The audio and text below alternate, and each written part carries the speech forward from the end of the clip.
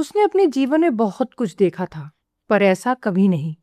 वो हत्यारा गोलियों से छलनी, रक्त से लथपथ न केवल 30 फीट कूदा, कंक्रीट पर गिरा और भागा, बल्कि दीवार लांघकर अंधेरे में इस तरह विलीन हो गया मानो स्वयं शहर ने उसे निगल लिया हो। असंभव, मानव ने सोचा, और यही उसे सबसे अधिक भयावह बनाता है, क्योंकि इसका अर्थ था ये सत्य है। ये कोई गैंगस्टर नहीं था, ना शक्ति का प्रदर्शन, ना विचारधारा का खेल। ये था असैसिन प्राइम, एक ऐसी सत्ता जो आधुनिक हथियारों को भी समझती थी, प्राचीन तकनीकों पर भी अधिकार रखती थी और मानव शरीर को असंभव गति से पुनर्जीवित भी कर सकती थी। मानव को फिर विचार आया, लेकिन मंत्री क्यों? आखिर इस हत्यारे का मंत्री से क्या संबंध था? और यदि उसने मंत्री की सुपारी ली थी, तो कौन था जिसने उसे ये सुपारी दी थी? और आखिर वो उस तक पहुंचा कैसे?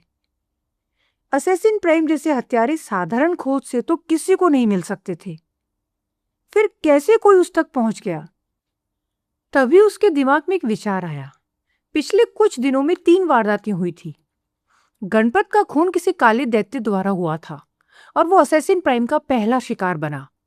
फिर धरिया का गैंग मिटा दिया गया, परंतु धरिया जिंदा बच गया। धरिया उसे क्यों छोड़ दिया गया?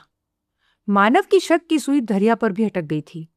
धरिया वो आदमी था जो अंडरवर्ल्ड से काफी समय से जुड़ा हुआ था।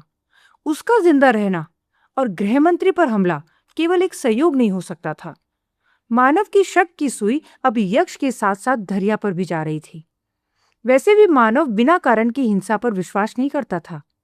हर आदमी के पीछे वजह होती है, सत्ता, डर, पैसा, बदला या कुछ उससे भी बदतर। अगला सुराग वहीं मिला जहां हत्यारे अक्सर चूक जाते हैं, लाशों में नहीं बल्कि व्यवस्था में। धैर्य ही शायद वो सुराग था